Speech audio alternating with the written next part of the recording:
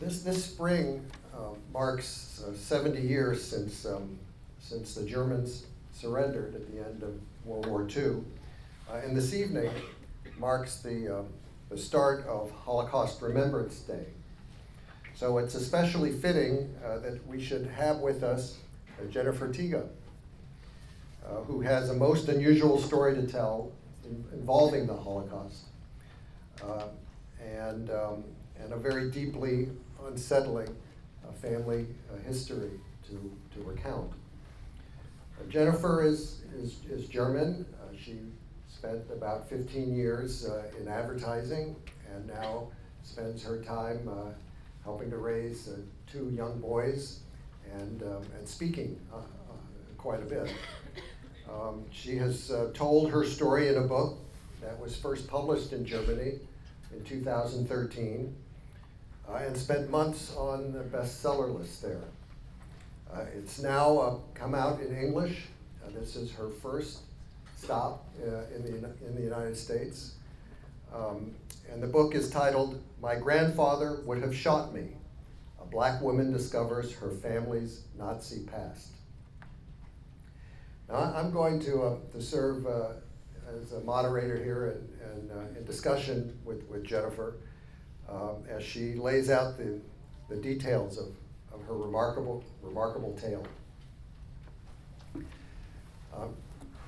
Not to give away your age, but you do early on in the book. So you'll be 45 in June.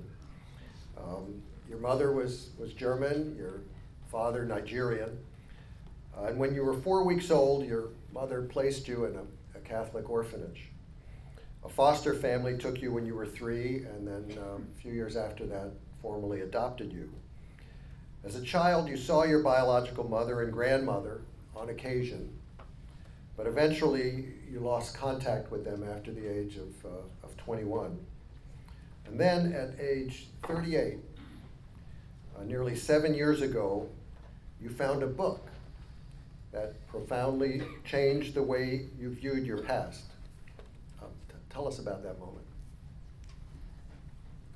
First, I want to make a short correction. I stopped seeing my biological family when I was 7 years old. Then after the adoption, eventually the ties were cut. So this moment when I found the book, one could say, changed my life in so far that there is a before and an after. It was a day in August, and it was actually an ordinary day. I have 2 children. They were quite young then, so still in kindergarten. And in the morning, I took them to kindergarten, and then I went to the library. I very much like libraries. I go there very often. So I was in the library, and I was not in the historical department, which one might assume, but I was in the psychology department. And in this department, I discovered a book with a red cover that I took out from the shelf. And I started leafing through its pages, and I saw some photographs. And these photographs resembled photographs that I knew from my childhood. I hadn't a lot, but there was one photograph, a special photograph of my grandmother. And it was almost the same picture that I had. So I went further, and in the end there was a summarization of biographical details. And these details perfectly matched the information that I had from my adoption paper. So at this very moment, I understood that the book that I was holding in my hand was not a random book, but it was a book that told the story of my mother, my biological mother, and the story of my biological family. And then, was it just a day or 2 later, there was a documentary? No, it was even shorter. It was this situation or this moment in the library was already so shocking, because I didn't expect anything like this on an ordinary day. So when I was in the library, I was shocked, and I had to call my husband because I was there actually with my own car and I couldn't drive. I was outside the library on a bench, and I asked him to take me home. And at home I started to read the book cover to cover, which took me a few hours, and then I started to research. And while I was researching, I found out that there was a documentary, the documentary that you just mentioned, and it was the exact same day for the first time on German television. So it was just 12 hours after I found the book. And this documentary actually is a documentary that shows the encounter between Helen, as Helen Rosenzweig is her name, and she was the former maid in the household of my biological grandfather. And in this documentary, one can not only see the first encounter of these two women, which is heartbreaking by itself, but in this documentary, I also saw my biological mother for the first time after so many years in her surroundings, where she lives now. And yes, this was, and one has to add, there was also shown the execution of Amon Goeth. So this was so serious, so many different facts came together, and it was right after the discovery, hours after the discovery. I don't know if everybody knows the history of Amon Goeth, but maybe you should describe who he was. Yeah, I describe it. I will, you can also see me. I describe most of you who did not watch the movie Schindler's List. Is there anyone who hasn't seen the movie? I think most of you did see the movie. So most of us know him as a movie character, but he's not only a movie character, he's a true person, and he was convicted after the war. He was a war criminal. He was put on trial in Poland. He was extradited to Poland, and he was hanged after the war, very close to the former concentration camp in, we just tried to pronounce the word correctly, Pulashov. Yes, so this is his story, and what is maybe different when one compares him to other perpetrators, that he was someone who became so famous because he had this sadistic personality and he enjoyed killing people, which made it even worse. So what an amazing couple of coincidences, you coming across this book in the library and then seeing the documentary, and all of a sudden at age 38 learning about this past that you had no idea of. Your book, of course, is written with collaboration with a German journalist and Stern magazine editor named Nicola Sellmeyer, who interweaves a narrative with your story based on interviews with your family and friends, and provides some historical context. And early on in the book, Nicola writes that many Germans today have no idea what their grandfathers were really up to during the Second World War. To them, the Holocaust is a history class. They don't look at it as the history of their own families. There are lots of suppressed family secrets. So what did you make initially when these secrets in your family were suddenly becoming apparent to you? What were your first reactions? Maybe quickly coming back to my co-author, I thought it was very important not only to tell my story or to my point of view. I really wanted other people also, or gather other voices. So we had, so by doing it this way, we had the possibility to have the voice, for example, of my mother, my biological mother, or of historians, or also background information that we could bring into the book, because it's a family chronicle, one has to understand. Coming back to your question, it is in German society after the war, the first generation, there was a silence, or a period of silence. After the war, the first generation, they always, or they all I think they wanted to forget, maybe because of the guilt and because of the shame they felt. And the second generation, they tried to ask questions, but they never got answers. The third generation, my generation, there was no silence in school. in school today it's mandatory in our classes that we learn about the Holocaust, but it is a different story in the families itself. We don't really talk about it because it's such a unpleasant thing to ask your own grandparents, what did you do in the war?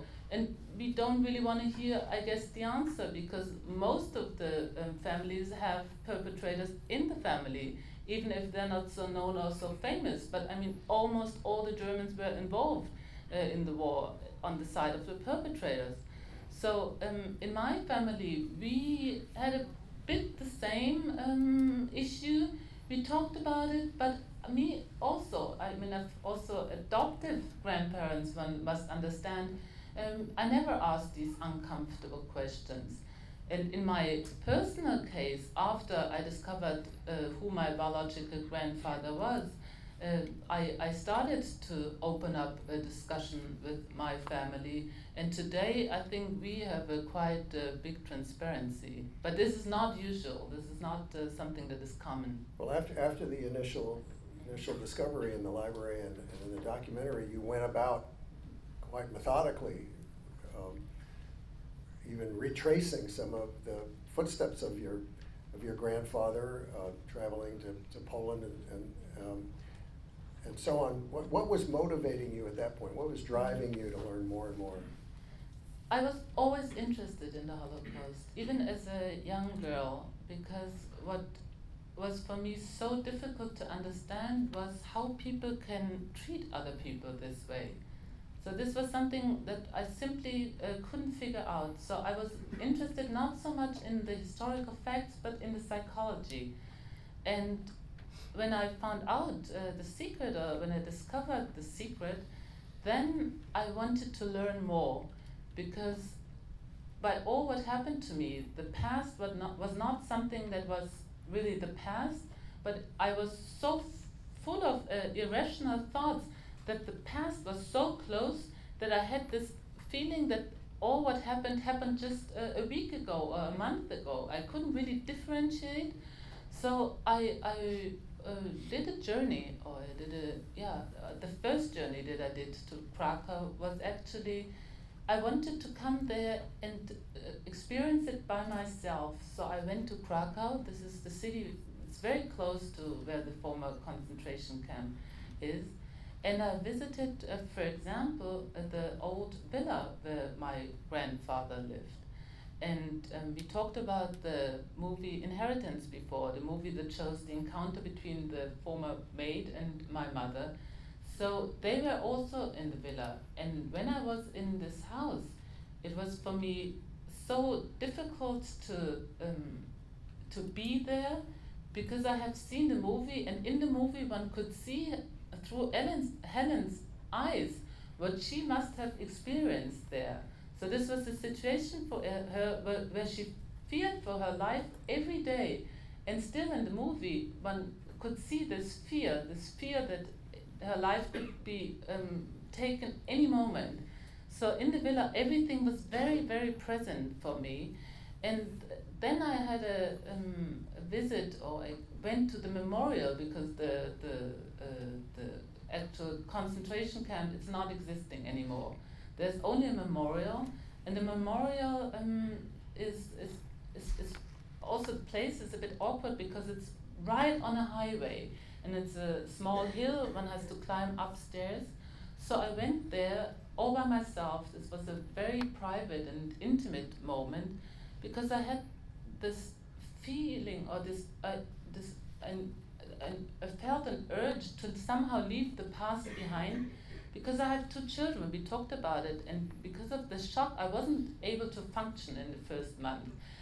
Most of the time I was staying in bed, and I felt somehow I had to leave the past behind and go on, but I felt if I just do this without somehow honoring the victims, I wouldn't feel comfortable with it.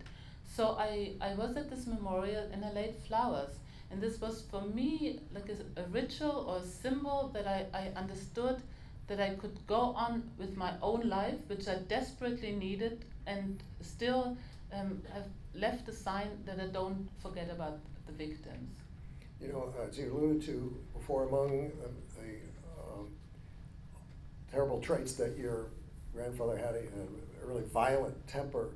And you write at one point about a concern that you had that maybe you inherited some of his awful genes. I mean, how much of a worry has this been as you've worked through this story? In the very beginning, due to the fact that everything was so irrational, I worried, and it was a situation right after I found out, when I was at my bathroom, and I had a picture of Amon Goeth next to me, and I was looking in the mirror, and I was trying to find out if we have some similar features in the face. And I found some, and this was terrifying for me in the very beginning, because you have to imagine, I was a child that was given up for adoption. So, for example, if I went to a doctor and people asked me, do you have any diseases, any genetic diseases, I never could give an answer. And suddenly there was a family member, my biological grandfather, who was there, and somehow I felt there was a connection. And I know, I mean, today I know this is absurd, but at this very moment I was really concerned. But with the time I understood that just because we have similar features in the face, or we have maybe some similarities in our outer appearance, it doesn't say anything about a character of a person. And yeah, to sum this up, one can say that there is no such a thing existing as a Nazi gene. It's simply Now, your grandfather was easy to characterize as a criminal, as truly a monster, and the fact that you'd never known him also made a difference in your ability to assess him objectively. But more complex and more emotionally charged was your changing perception of your grandmother, whom you did know and were very fond of as a young girl. absolutely. Talk about that. I want to go slightly back to my grandfather before I come and speak about my grandmother, because I think that my grandfather is also a complex character, and I will try to make you understand what I mean.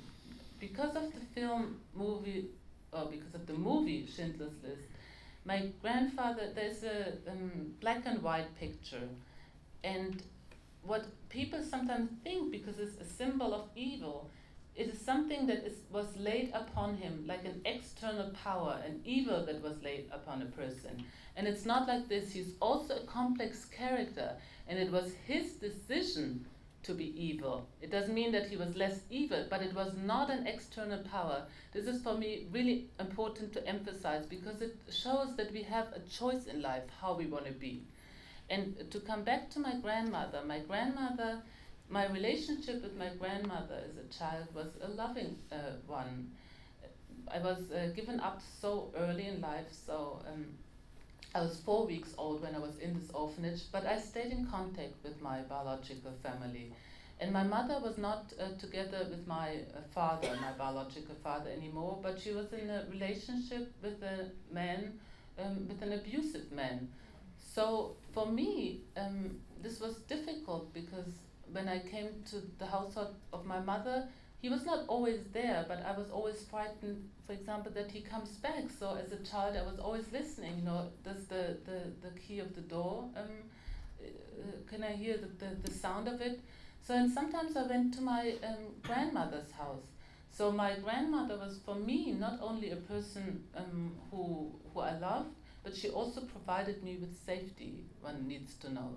So she played an important role in my childhood, although she wasn't there so much, but also the person you're attached to in the very beginning, they have a very big stand in your life. This is just a fact. So my grandmother, when I found out who she also was, she was not only my grandmother, but also the woman on the side of Amon Goeth, who was capable of living in luxury outside of a concentration camp. This was something, to bring this together was really, I think the hardest in the long run for me to cope with. Maybe to add this, my mother also often compared the two of us, and she said that we are very similar, not only by the way we look or the way we dress, but also by other features, the way we structure sentences and other similarities.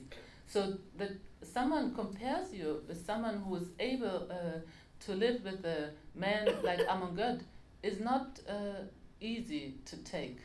And it made me question myself. So it also made me question the general or the more general question, how I would have behaved during the time of war. Would I also have been able to close my eyes? You mentioned before, and I was mistaken that you had your mom, your biological mom, stopped seeing you because she was told that as a result of you being formally adopted, she couldn't see you when you were 7. But then after this discovery, you reached out to her and found her. Why was that link important at that point as well? Until I reached out to my mother, there was a period, I think it was almost it was a year and a few months, that I just spent with myself, and actually also with the help of a therapist, trying to change the picture that I had of my mother. Because when I found the book about my mother, a book about our family, where she didn't mention me, I was full of anger, and I somehow wanted to leave this anger behind, because I wanted to reconnect with my mother. I wanted to have a relationship and not to meet her for reckoning. So I needed some time, some space to understand more.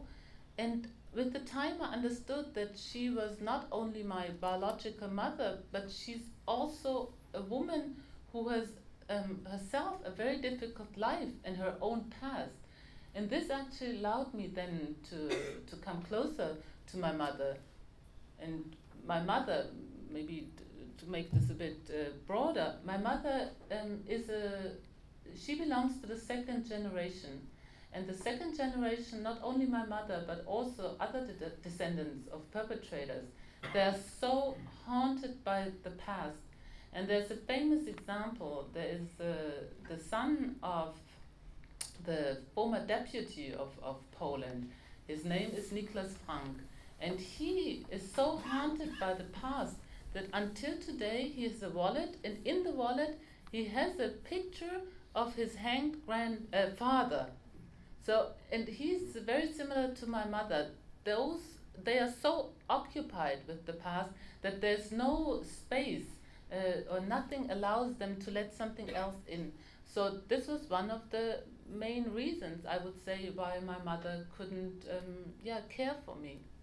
And when I understood all this, then it was really easy for me to approach my mother. And in the beginning, it was also a positive result, because I met her. But unfortunately, it didn't last. We were in contact for about a year, and then my mother cut ties again. But you had, growing up, this sense of pieces not fitting together, right? This sense of there's something not making sense, Mm-hmm. Without realizing that this big secret. Mm-hmm. Do you think that sounds kind of, almost mystical. Yeah. And then finally the puzzle gets solved for you. Yeah. I suffered depression not from the very beginning. I suffered depression from the mid-20s on, and I didn't really know why. So I first thought it's due to the fact that I was given up so early in life, and I had therapy, but then eventually I felt better. I had I started my own family, I got married, and I had a successful career in advertising, so everything was okay, but still somehow the depression was there.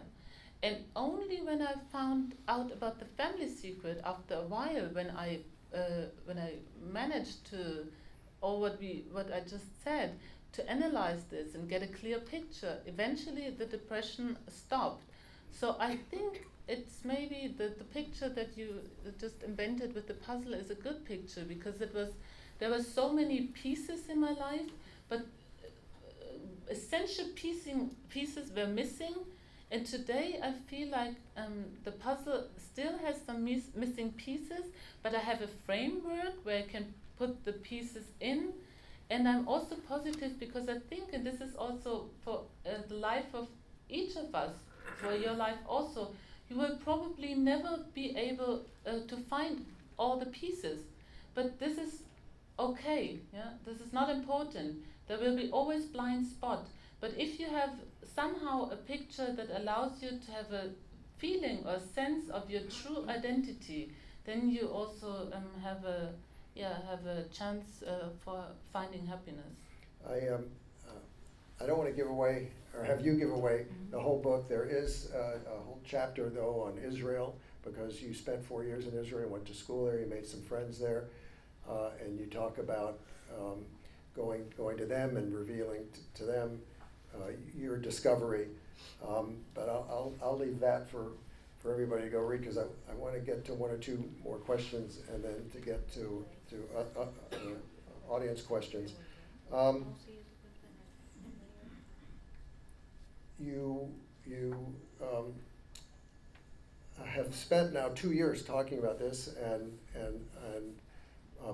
before that 4 or 5 years researching this story, and has come to define you in some very profound ways. How long do you plan to continue to have this define you so much, with you going around speaking about it and so on? And at what point does it then recede and you move on to something else? It's not something that defines me. In the book I have a quote, and I say I'm not an expert on the Holocaust. So I speak about it, but there are also other topics I'm interested in. It's not only that I define myself by being the granddaughter of Amon Goeth, also because I had a whole life before. I mean, I found the book when I was almost 40, so it is an important part of who I am, and I feel a strong responsibility, but it's not the only way I define myself. And now I lecture about it, or I share this topic with people, because I think it's important to share it, but it is something where I have a lot more distance than I used to have, and it's not something that I'm suffering from anymore, though sometimes there are moments when it still gets close to me. And maybe to give you 2 examples, last week I was in London because the book came out in the UK, and I was invited for an event. The venue's name is the Wiener Library, and it's the oldest collection of material about the Holocaust. And they work together with the Yad Vashem and with the Holocaust Museum, the Memorial Museum. But this is the oldest place, and before the event started, I was allowed to go downstairs where they had all the material collected. And so when I'm in direct contact with history, then it really sometimes affects me. And I had this event and I started crying, and I was really surprised because this does not really happen to me often. And today I took a flight from New York, and because today is Yom HaShoah, so this is also a special day for me, and I also would like to thank the synagogue that they invited me today, because this is really an honor. And you must know that the first Yom HaShoah I spent in Israel, and in Israel on Yom HaShoah there are sirens for a minute or maybe a bit longer, and the whole country stands still. It doesn't matter what you do, whether you're on a highway, whether you're in a meeting, whether you are cooking something, the whole country stands still, and this is such a special moment. So what I think what we maybe should do, we don't have to have this moment, but within ourselves we could light a little candle and somehow also honor this day today. So therefore, yes, I'm a bit more emotional than usual, but in general I see myself more as a teacher, and then I can distance myself. My last question is about responsibility, and that is the question of the responsibility of the descendants of perpetrators, what responsibility they might or might not have towards the descendants of victims. I'm wondering if you feel you have any responsibility, and whether you think your own children have any responsibility. Yes, I feel that I have a responsibility, my children as well, but I feel that we all have a responsibility, just as humans. It's something that everyone needs to do to look after the other one. So this is a very general responsibility that I feel, but of course also a responsibility because I'm German, and this is part of the German identity, and as a granddaughter of Amon Goeth, because when we sit here, I'm perceived as maybe as an author or something more abstract, but I see myself also through the eyes of the victims. And we just talked about it. I was in Israel, so right after the book came out in Germany, the first survivors started to contact me. They wrote me because some of them, they still speak German, and they've seen me on TV, or they heard a radio program, or some of them even read the book. So when I was in Israel now in February, I was invited by some of them privately at home, and I know how important, or how actually how important it is for them to see that out of the good line something else, there is me, someone who is capable to see the world through someone else's eyes, and this gives them hope, and therefore I feel, yes, probably a stronger responsibility than most of you. Okay, well, let's open this up to other questions. Please make your way to this microphone if you'd like to ask it. Good evening. Thank you for being here. I had a question about that conversation that you referenced, the dialogue that doesn't happen, sort of this pregnant silence, and about your own children. I wondered how your children reacted. I'm sure if their mother was in bed for a month, they knew something was wrong, and I wonder how they dealt with this news, and if children of their generation who you said are learning about this in school, it's compulsory, is there space for them to have that conversation and sort of reckon with their past? I start with the explaining. I tried to hide it when I was depressed. So I said I feel sick right after the discovery, but it was difficult. I remember one morning when I really always tried to hold myself together, and as I said, I suffered depression for a long time before, so I know how to hide. I was always successful in my profession. No one would have seen this from outside. But after the discovery, there were moments where I couldn't. And one morning, for example, when I wanted to talk to my children, I just broke out in tears. So in the very beginning, I also took some medication, some are to cover up. And now they're older, but they were young. They were very young. So there was no open conversation about the topic. The older they became, the more I thought I have to share this secret with them. Also because I thought, not only because it's a toxic secret where I thought the power should be lifted, but I imagined how would they feel, for example, if they're in school and the movie Schindler's List is shown. In German school, very often for education they use this movie. And I thought they would have inside this feeling of shame because they are part of it, but they have to hide something. So I thought transparency is the only way how to deal with it. And they have some knowledge of it. We talked about it before, but since they're so young, I still keep some details from them, so they don't have to know that Amon Goeth had dogs trained to tear human apart. This is simply something one shouldn't share with children at this age. and they also haven't seen the movie Schindler's List.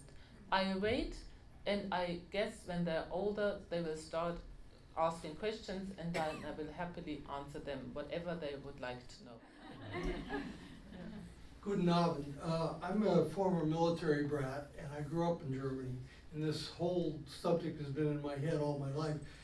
What I want to ask you is that since you came out with all this knowledge and you've written a book, how has the reaction been in Germany by people of your generation and the two generations before? When I was growing up, there was nothing but denial that it even happened. So I'm very interested in how Germany is reacting to your book and your many talks. I heard you first on the Berlin interview and I was blown away.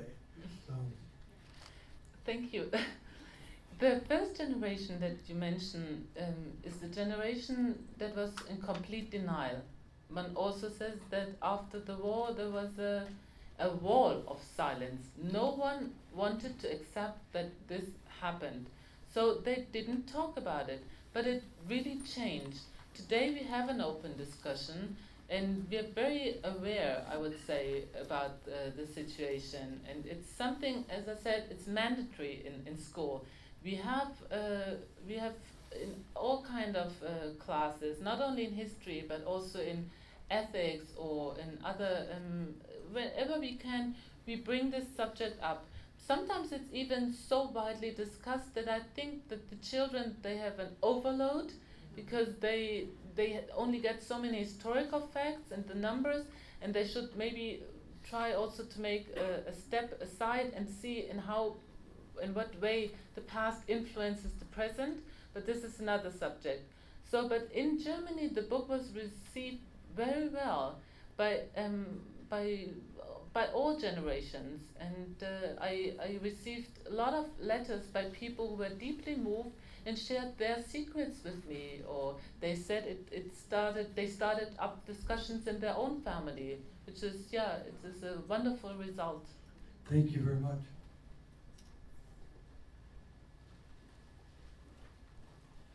Hi, thank you so much for your beautiful, thoughtful remarks. It's really so touching and moving. I wonder, because you've had such a deliberate self-exploration and journey as you've discovered this and gone back and looked at your history and tried to make sense of it, I wonder if you have any insights about humanity. I know that's a really big question, but one of the biggest questions about things like the Holocaust, other genocides, is how can human beings do this? And as you said about your grandfather, he made those decisions, but the question is, how can a whole country do that? How can so many people do that, whether it's slavery or genocide? And I wonder if there are certain things that you have had to come to peace with, to be at peace with, or insights that you've developed as you've been so deliberate and thoughtful about these things. Two questions. I start with answering the first one. So how could this happen? I don't know. I really don't know. I think one of the problems is that people tend to follow rules. And after the war, there was a famous experiment actually done here in the United States. It's the Milgram experience. So they tried to find out how ordinary people could follow a system. And this experiment showed so clearly that if you get rules by someone, if there's an authority that tells you to behave in a certain way, people tend to follow these rules. So what we have to do is to educate people that they use their own brain. This is the first thing that we have to do. And what I do also try to teach my children is the importance of empathy. I try to tell them that they have to put themselves in the shoes of someone else, or to see the world through the eyes of someone else. And I try to explain them that they have to think what this does with me. So, and this, in the broader sense, when you ask me what I can think, or what I think about humanity, I think also when we talk about politics, and we are here with politics and prose, I think if empathy would be in the center of politics, this would definitely make the world a better place. Thank you.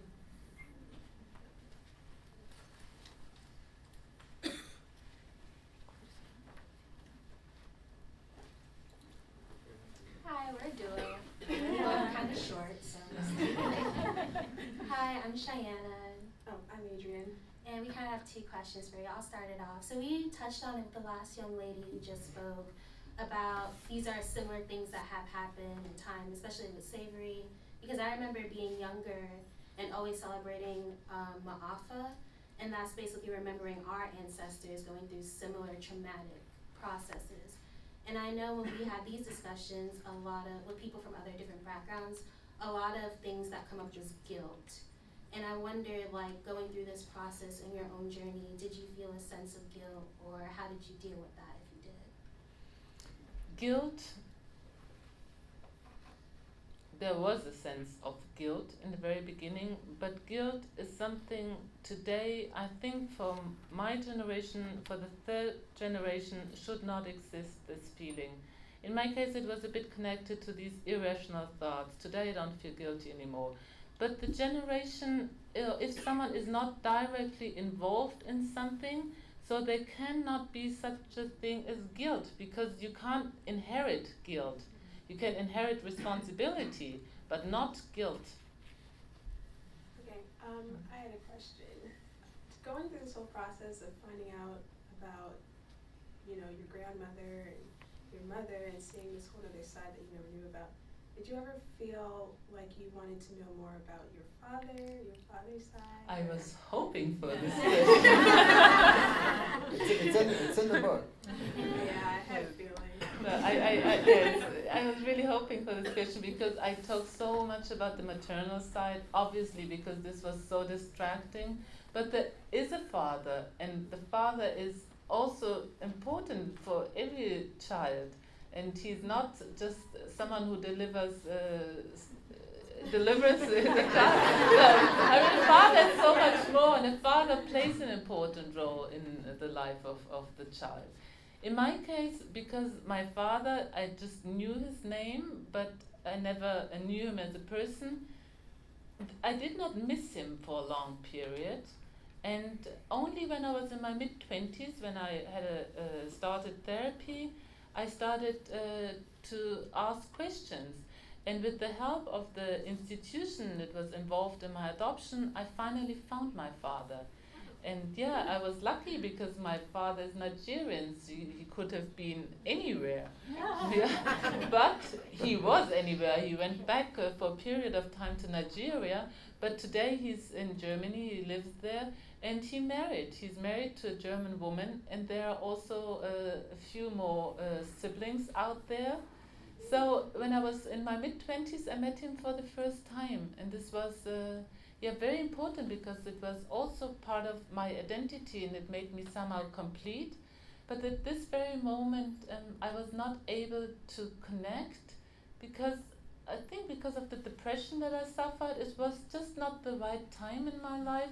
And because of this big family and African families, not that you just meet one person. No, they come all together. So this was nothing against my father, but it was not the right time. So there was a big period where we had no contact. But I before the book was published in Germany, I wrote him and I told him that there will be a book out because I didn't want to make the same mistake like my mother, that he runs into a bookstore and there he finds a book about his biological daughter. So this was one of the reasons. So I told him, and ever since we are back in contact, and this is wonderful. And it actually, it's a complete new side that I can discover now. Well, and I've traveled to Africa a few times before. I've been in Mozambique, I've been in Tanzania, I've been in South Africa, but I've never been to Nigeria, and this is now on my agenda. Well, as you subsequently learned too, he had not favored putting you up, taking you to the orphanage. He had a different plan. You shouldn't reveal everything from the book, but I can tell you this. You have me on a roll here now. Yeah. I also have a grandmother in Nigeria, and my father had a daughter before, and so she's my older half sibling, and she grew up with my Nigerian grandmother. So when I was born, my father offered that instead of giving me to this orphanage, that he could send me to Nigeria. So I would have also maybe been brought up in Nigeria if my fate would have been different. And I carry also an African name, and I don't know if some of you understand the language, but my African name is Isioma. And Isioma means the one who, or she's the one who's lucky. Isn't this nice? Thank you. Thank you. You're welcome. Good evening. Thank you for being here. My husband's going to laugh at me because I just got back from Poland on Sunday. And the night that I arrived in the hotel, the German language station was showing Schindler's List. But what I wanted to ask you is something slightly different from some of the other questions. What, in your view, because you've spent this time in Krakow, let me start over again. My husband, I think one of the reasons he didn't go with me on the trip is he really didn't want to go to Poland. I mean, there's still a lot of anger in the Jewish community, and even to the third generation, to the Poles. And I'm curious what you felt about the attitude, to the extent you can generalize, of the Polish people toward the Holocaust, the camps, and so on. I was in Poland not once, I was there a few times, privately with just by myself, then with a Jewish friend of mine, and when the book was released. It was very well received in Poland, and there was no, as far as I experienced it, any kind of negative feelings. So I also had the feeling that the Polish population is very open. I have a slightly more cynical view, Mhm. which is I think they see some economic benefit too. I mean, that is that the more tourism they get into the community, the better off they are. I was treated very well there. I had no negative comments at all. I felt very safe. I felt people were very forthcoming and friendly. But I was also in more populated areas. Who knows what's going on in the countryside? I feel like there should be a conclusion to this question. I'm not doing very well. But it's, there were the Germans, there were the Jews and other camp victims and Holocaust victims, and then there were the people around. And so there's this other group of people that we don't necessarily address directly. Yeah, I had no. I can't say anything about it because I had simply I didn't share these kind of experiences, and I was there a few times, as I said. Well, thank you. You're welcome. There's a little dance going around the pole. I was hoping you could speak more to how your identity as a Black woman shaped your experiences that you outline in the book. I was asked by a journalist about how I feel about myself, about my identity, and I said it's a fluid identity. I also don't really define myself by being Black or biracial.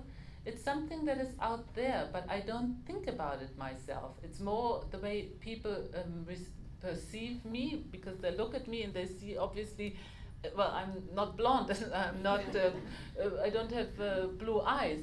But I don't really look at myself this way. And for me, it's not so important what is the gender or what is the race. So I'm a bit proud sometimes because of my African heritage. I see it more like I like this image of the African strong woman, the woman that leads, not in a bad sense, but it's a sort of pride. So with this I can identify. But we don't have this conflict, I think, that exists in, like here in the United States. I mean, you have these problems right at the moment. It's everywhere in the media. So maybe this was a bit of a kind of protection for me. So in Germany, I was a bit an outsider because we don't have so many Black people. but it was not something that played a major role in my life. So I would say I have a more universal, global character, and one part of it is that I have a different skin. But Was it your choice to include that you are a black woman in the title of your book? Yeah, I have, with everything that happens with this book, fortunately I have been involved because it was so important for me that this is an authentic book. It's a bit awkward because actually the picture is quite light, so the color of my skin appears not so dark. But you should see me when I come from holidays from Thailand or somewhere. I'm really black. This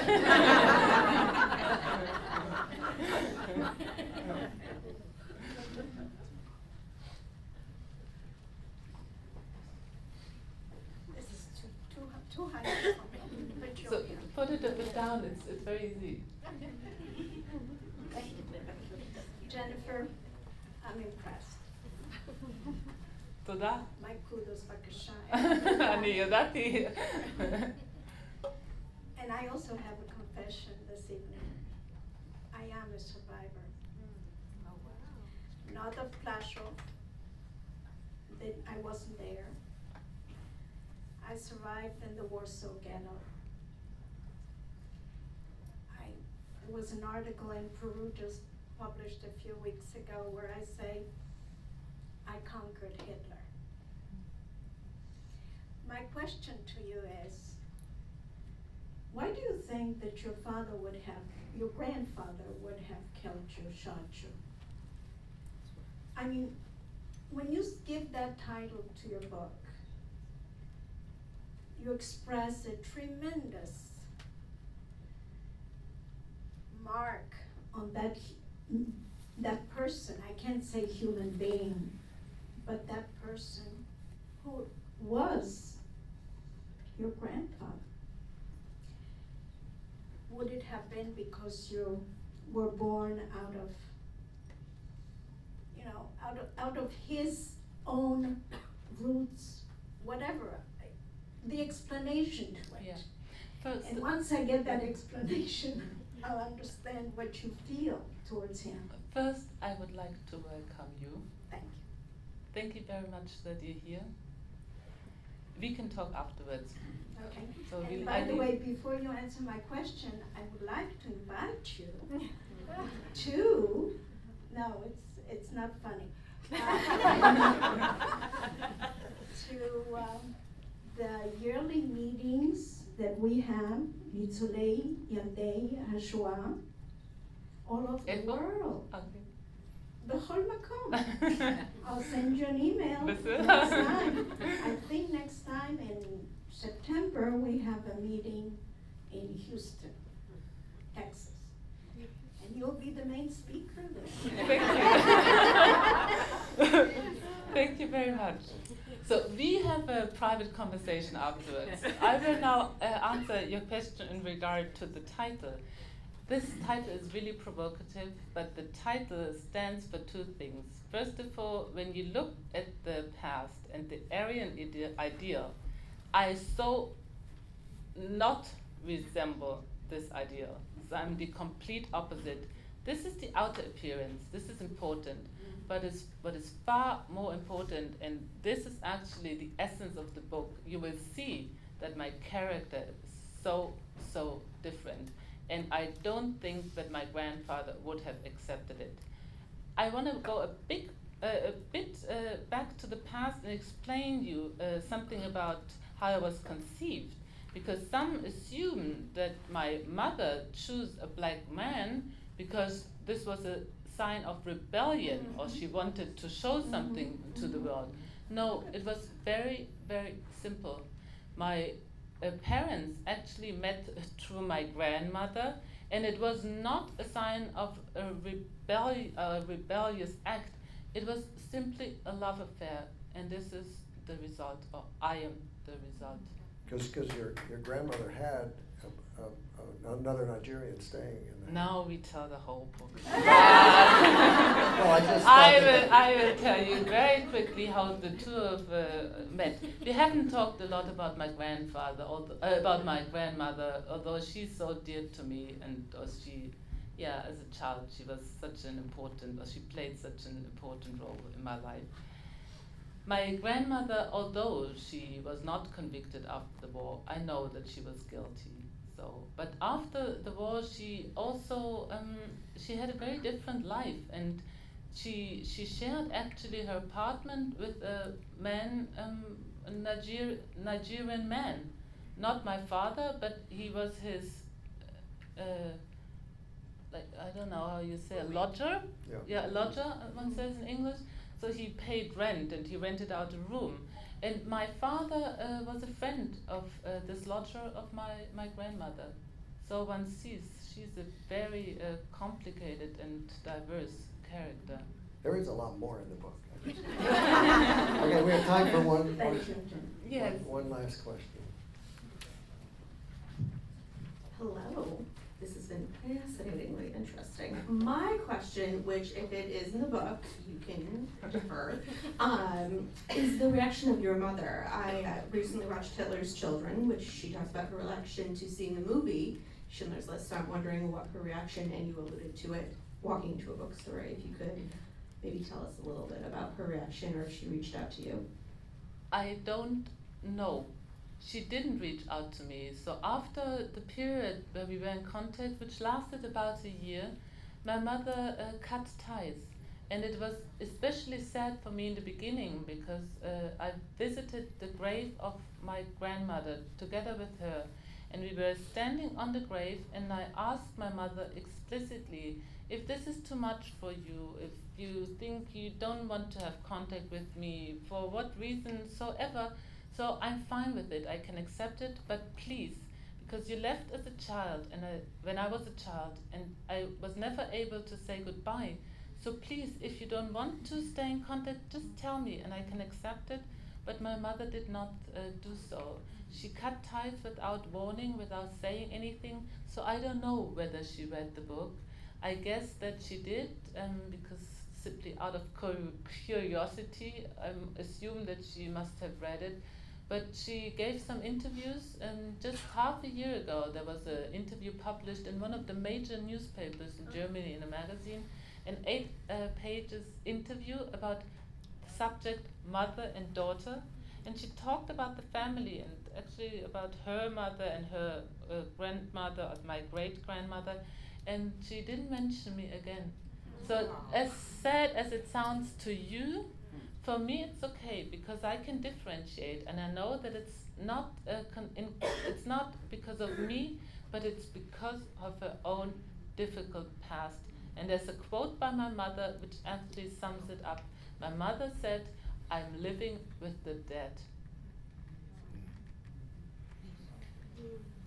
Well, I hate to end on that note, but The Jennifer, last word of the book is hope. that's a much better note. Happy than birthday.